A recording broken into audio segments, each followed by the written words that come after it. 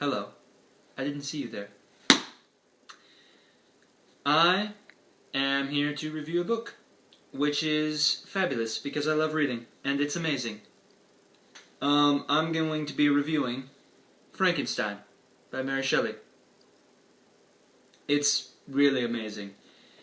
Firstly, I need to clear up a few minor but very important details. 1. At no point in the entire story of the book Frankenstein is the monster that is made by Frankenstein called Frankenstein. Even in the movie it's not. But it is referred to simply as the creature. I'm going to be referring to the monster as the creature for the rest of the duration of the review. Secondly, there is no Igor. He does not exist, and in the original movie, he wasn't even called Igor, he was called Fritz. So, that character, just a Hollywood thing. Pretty much, the entire book of Frankenstein by Mary Shelley is an interesting backstory because it was written while she and several other of her author friends were just having a sojourn in the countryside.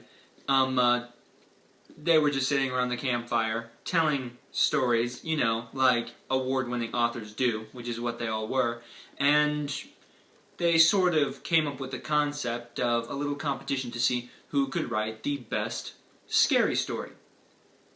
What resulted was Frankenstein by Mary Shelley.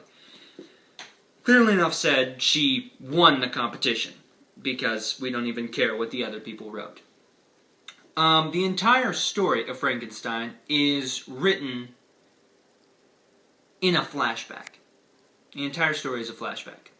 The prologue is a letter a explorer on an Arctic expedition writes to his sister.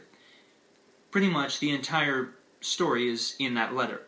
The letter simply says, hey, I'm out here on the Arctic tundra and I find this random guy who turns out to be Frankenstein, and Frankenstein relays his life story to this explorer because Frankenstein is dying, and he eventually does die.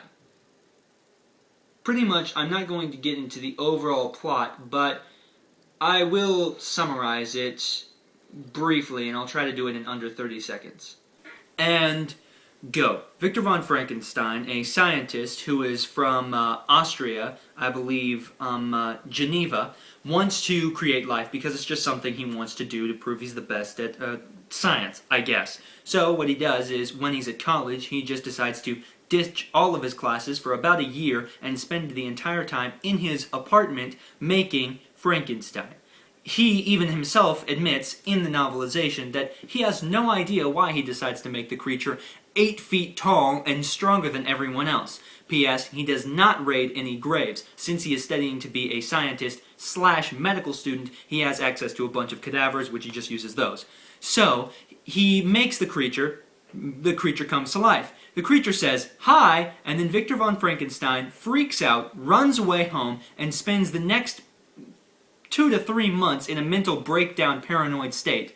In the meantime, the creature is just left on its own, completely abandoned by the thing that made it, giving it a really, really weird complex about having a strange relationship with his father/creator figure. Meantime, Victor von Frankenstein is at home, things go well for him, he's gonna get married soon. But, hey, the creature shows up, who's had a pretty rough time, and has learned to read, and has become a little bit of a philosopher. And he's like, hey, I've just decided, I know why you deserted me. You wanted me to learn and become more refined, so I have to earn your love. Turns out, he was wrong. Victor von Frankenstein, still completely freaked out, and is just like, oh, you need to go away, I never should have made you. So, that, again, kind of crushes the psyche of the creature, who is emotionally fully developed and completely 100% human.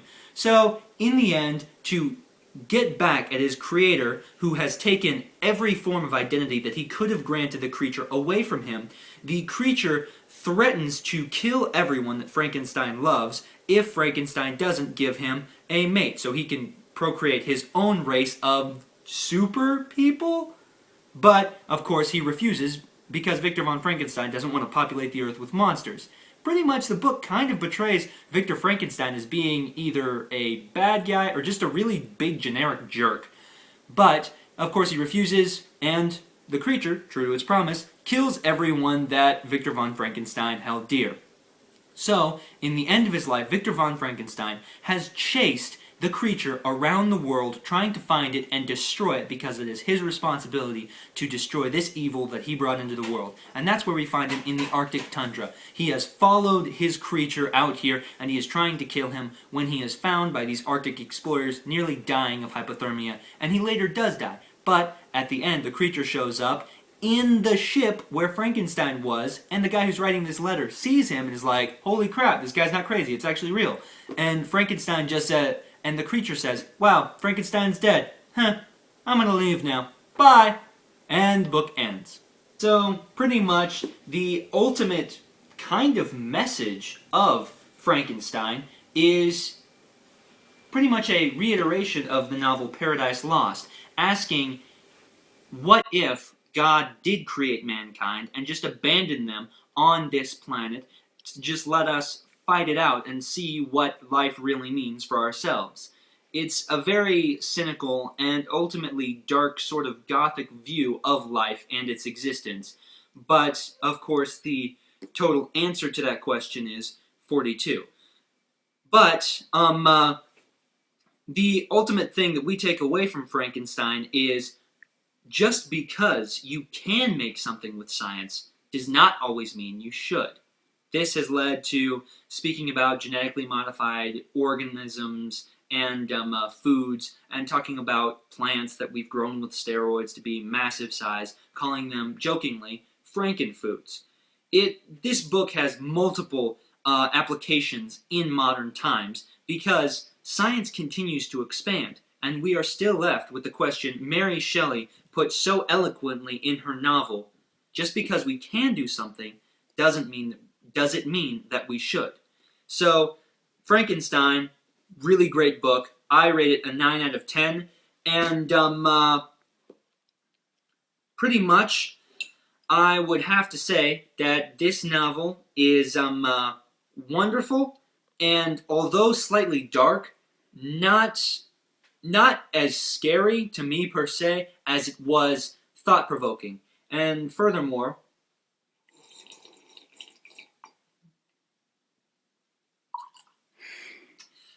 this novel is amazing, and it will leave you with more questions than answers in a good way. And discussions with Frankenstein often result in deeper conversations as to the overall meaning of life.